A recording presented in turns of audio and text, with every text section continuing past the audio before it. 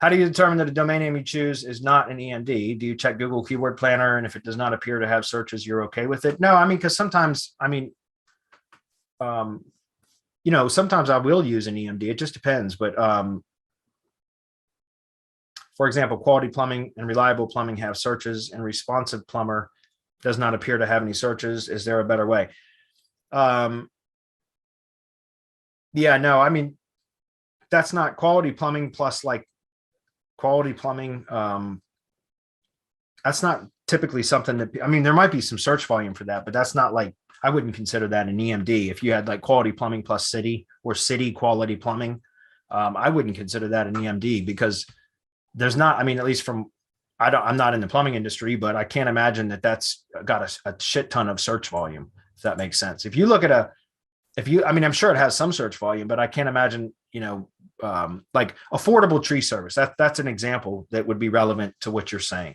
That does have search volume, but like on a city level, that doesn't really have a lot of search volume. Not with local modifier too. So, you know what I'm saying? So like city affordable tree service or affordable tree service plus city, that kind of stuff. I wouldn't really consider that exact match. I mean, it's still partial match though.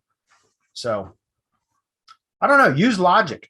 I don't know what else to tell you, Gordon. Like seriously, like use common sense and I prefer to have, some sort of brand identifier in a keyword or a domain, something that's a bit unique.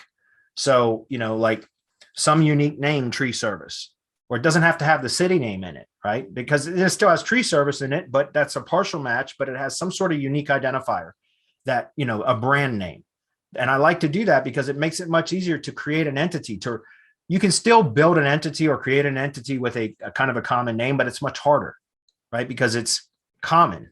If you have something unique, it's much easier to establish an entity, a brand around that unique name. So that's what I recommend, Gordon, is to always try to find something that's unique.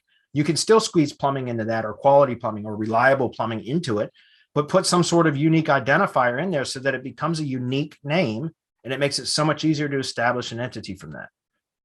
If that makes sense. Okay.